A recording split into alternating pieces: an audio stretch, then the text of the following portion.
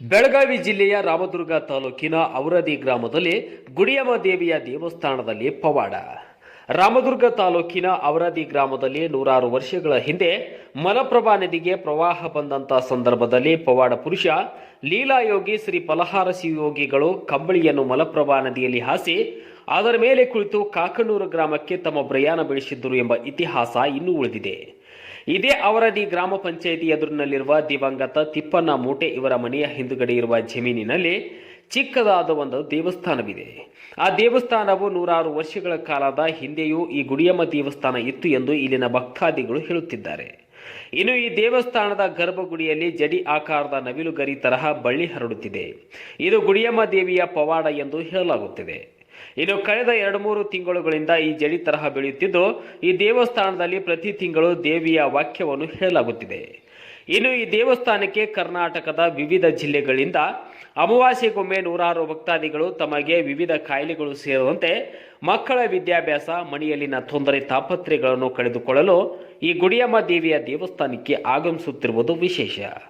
ಅಲ್ಲದೆ ತಮ್ಮ ಇಷ್ಟಾರ್ಥಗಳನ್ನು ಬಯಸಿ ದೇವಿಯ ಮೊರೆ ಹೋಗಲಾಗುತ್ತಿದೆ ಎಂದು ಇಲ್ಲಿಗೆ ಆಗಮಿಸಿದ ಭಕ್ತಾದಿಗಳು ಹೇಳುತ್ತಾರೆ.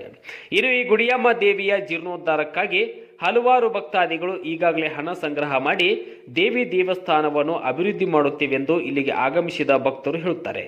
ಕೇಳೋಣ ಬನ್ನಿ.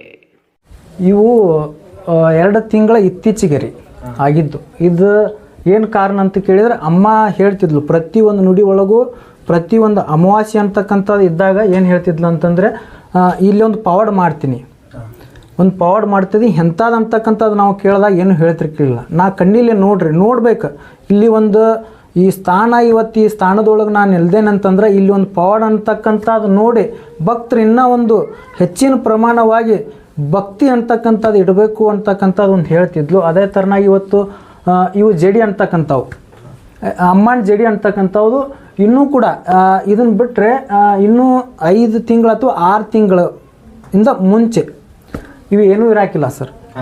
ಇವೇನೂ ಇರಾಕಿಲ್ಲ. ಇದಾಗಲಿ ಇವು ಜಡಿ ಅಂತಕ್ಕಂಥದ್ದು ಏನೂ ಇರ್ತಿರಲಿಲ್ಲ. ನಾವು ಬರೀ ಜಾತ್ರೆಗೊಮ್ಮೆ ಇದಕ್ಕೆಲ್ಲ ಬಣ್ಣಗಿನ್ನ ಹಚ್ಚಿ ಇಲ್ಲೆಲ್ಲ ಜಾತ್ರೆ ಮಾಡ್ತಿದ್ವಿ. ಕರೆ ಇದು ಬಂದಿದ್ದು ಈಗ 2 ತಿಂಗಳ ನಂತರ ಈ ಕಡೆ. ಇನ್ನು ಮುಂದೆ ಹೇಳಿದಾಳೆ ಬರುವಂಥ ಕಾಲ್ಮಾನಗಳಲ್ಲಿ ಏನಂತಂದರೆ, ಇನ್ನೂ ಇದು ಒಂದೇ ಅವತಾರ ಅಲ್ಲ, ಇನ್ನೂ 7 ಅವತಾರ ತೊಟ್ಟು ನಾ ಈ ಗುಡಿ ಒಳಗೆ ಪವಾಡ ಅಂತಕ್ಕಂಥ ತೋರಿಸ್ತೀನಿ.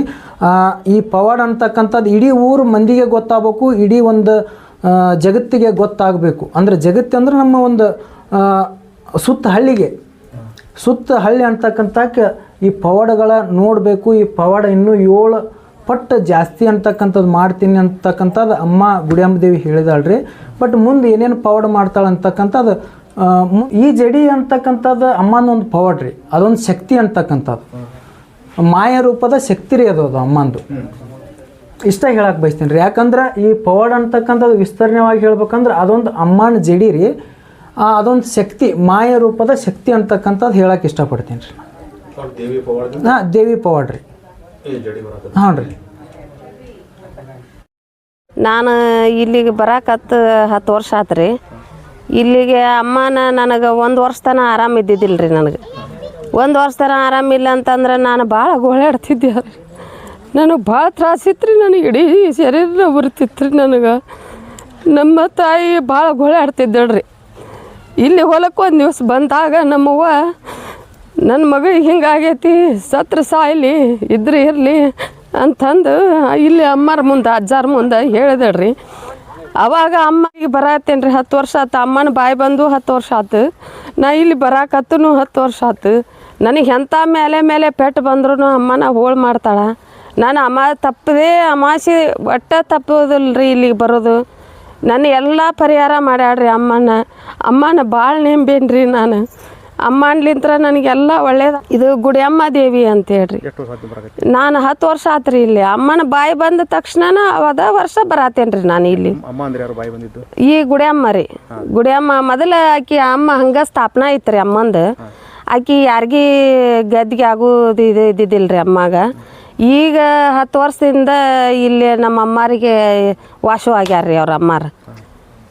ಇಲ್ಲಿ ಸತ್ಯ ಅನ್ನೋದು ಏನ್ರಿ, ನನಗೆ ಇಡೀ ಶರೀರನ ಬೆಂಕಿಯಾಗಿ ಬಿದ್ದಂಗೆ ಆಗಿತ್ತು ರೀ. ಅಂಥದ್ದು ತಕ್ಕೊಂದಾಡ್ರಿ ಅಮ್ಮ. ಕಾಯಿಲೆ ಎಲ್ಲ ತಕ್ಕೊಂದಾಡ್ರಿ. ನನಗೆ ಈಗಾದ್ರೂ ಏನಾರ ನನಗೆ ಹಿಂಗೆ ಆಗೈತೆ ಅಮ್ಮ ಅಂತ ಒಂದು ಫೋನ್ ಹಚ್ಚಿದ್ರೆ ಸಾಕ್ರಿ ನಮ್ಮಮ್ಮ ನನಗೆ ಅಲ್ಲೇ ಕುಂತು ಪರಿಹಾರ ಕೊಡ್ತಾಳ್ರಿ ನನಗೆ. ನಮ್ಮಮ್ಮನ ಸತ್ಯ ಭಾಳ ಐತ್ರಿ, ಇಡೀ ಜಗತ್ತಿಗೆ ಹಬ್ಬಲ್ರಿ, ನಮ್ಮಮ್ಮನ ಗುಡಿ ಹಬ್ಬಲ್ರಿ, ನಮ್ಮಮ್ಮಂದು ಎಲ್ಲ ಚಲೋ ಅಲ್ರಿ. ನನಗೆ ಅದ ಒಂದು ಆಸೆ ರೀ ನನಗೆ. ನನ್ನ ಹೆಸರು ಗೀತಾ ಎಚ್ಚರಪ್ಪ ಕಮ್ತಾರ್ರಿ, ಸಾಕಿನ ಕೆರೂರು. ನಾವು ರಬಕಾಯಿ ಬೆನಟ್ಟಿಂದ ಬಂದೀವಿ ರೀ. ಇಲ್ಲಿ ಬರಾಕೈತಿ ನಾವು ಒಂದು 2 ವರ್ಷ ಆತು ರೀ. ಇದಕ್ಕಿಂತ ಮೊದಲು 10 ವರ್ಷದಿಂದ ಅವ್ರು ಪರಿಚಯ ರೀ ನಮಗೆ ರೀ.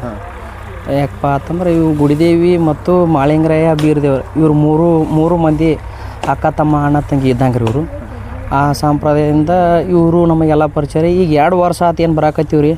ಅವ್ರು ಏನು ಹೇಳ್ತಾರೋ ಅದ ಆಕತಿ. ನಾವು ಏನು ಮಾಡಿರ್ತೀವೋ ಅದು ಯಾವ ಕೆಲಸ ಏನು ಮಾಡಂದಿರ್ತಾರೆ ಅದು ಮಾಡಿದ ಸಕ್ಸಸ್ ಆಕೈತೆ ರೀ. ಇವತ್ತಿಗೂ ನಾವು ಇವತ್ತಿಗೆ ಏನೂ ಇಲ್ಲಪ್ಪ, ಏನು ನಮಗೆ ತಿನ್ನಕ್ಕೆ ಕೂಳಿಲ್ಲ ಅನ್ನೋ ಟೈಮಿನಾಗ ಇಲ್ಲಿ ಬಂದ ಟೈಮ್ದಾಗ ಇವತ್ತಿಗೆ ಒಂದು ತುತ್ತು ಅನ್ನ ಸಿಕ್ಕೈತೆ ರೀ. ಅಷ್ಟೈತೆ ರೀ. ಸುಳ್ಳು ಅಂತೂ ಹೇಳಂಗಿಲ್ಲ ರೀ. ಏನು ಇರ್ತೈತ್ರಲ್ಲ ಅದನ್ನು ಹೇಳ್ತಾರೆ ರೀ. ಸುಳ್ಳು ಅಂತೂ ಏನು ಹೇಳಂಗಿಲ್ಲ ರೀ. 4 ಮಾತು ಮಾತಾಡಿದ್ರು ಅವ್ರು ಏನು ಹೇಳ್ತಾರೆ ಅದು ಆಕೈತೆ ರೀ. ಇವತ್ತಿಗೂ ನಮಗೆ ಆಗೈತೆ ರೀ. ಈಗ ಅವ್ರು ನುಡಿದ ವಾಣಿ ನಿಮ್ಗೆ ಸತ್ಯ ಅನಿಸುತ್ತೆ?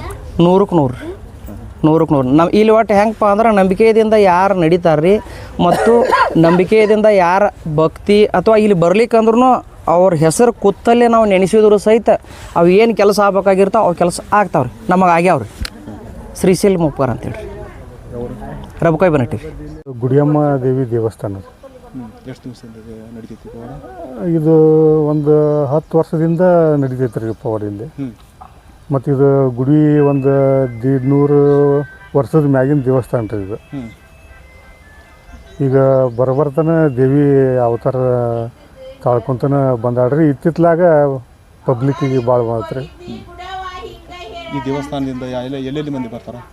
ಇಲ್ಲಿ ಯಲಬುರ್ಗ ಮಂದಿ ಬರ್ತಾರೆ, ಮುಂದೆ ಇತ್ತಾಗ ಧಾರವಾಡ ಕಡೆಯದು ಮಂದಿ ಬರ್ತಾರೆ, ಗದಗಿನ ಸೈಡ್ ಮಂದಿ ಬರ್ತಾರೆ, ಇತ್ತಾಗ ಮುನ್ವಳ್ಳಿ ರೀ, ಮುರುಗೋಡ, ಇತ್ತಾಗ ರಬಕಾಯಿ ಬಂದಿಟ್ಟಿರಿ, ಸುತ್ತ ಕಡೆ ಎಲ್ಲ ಕಡೆಯಿಂದ ಭಕ್ತರು ಬರ್ತಾರೆ ಇಲ್ಲಿ. ಈಗ ದೇವಿ ವಾಣಿ ಸರಿ ಆಕತ್ತಂತ ಹೇಳ್ತಾರೆ? ಹ್ಞೂ ರೀ.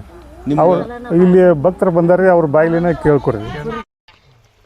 ಸಂಘ ದೋಸ್ತಿಂದ ಉಣ್ಣಾಕ್ ಹೋಗಿದ್ದಪ್ಪ, ಆ ಮನಿ ಒಳಗಪ್ಪ ಮುಳಗಾಯಪ್ಪ ಹೆಚ್ಚು ಮಾಡಿದ್ರಾಗ 3 ತರ ಬಣ್ಣ ಹಾಕಿ ಊಟ ಕೊಟ್ಟಾರಪ್ಪ. ಅದರಿಂದ ಇವನು ಕಿವಿ ಹೋಗ್ಯಾವಪ್ಪ ಅಂತ ನನ್ನ ಮೊಮ್ಮಗನ ಸುಂಕ ಸ್ವಲ್ಪ ಉಳಿತೈತೆ. ಬಾ ದಿವ್ಸದ ಆತಪ್ಪ ತಕ್ಕೊಂಡೇನಪ್ಪ. ಈಗ ಹಂಗೆ ಎಗ್ಲಾರ ರೊಟ್ಟ್ಯಾಗ ಆಗೈತಿಲಿ. ಇನ್ನು 3 ದಿನದ ಒಳಗೆ ಇನ್ನೂ ಒಂದು ಊಟ ಕೊಡ್ತಾರಲಿ. ಯಾರ ಮನೆ ಬಾಗ್ಲ ಹಚ್ಚಿದ ಬಾಗ್ಲ ದಾಟಿ ಬೇಡ 3 ದಿವಸ ಅಂತ ಹೇಳಿ. ಸುದ್ದಿ 108 ನ್ಯೂಸ್ ರಾಮದುರ್ಗ.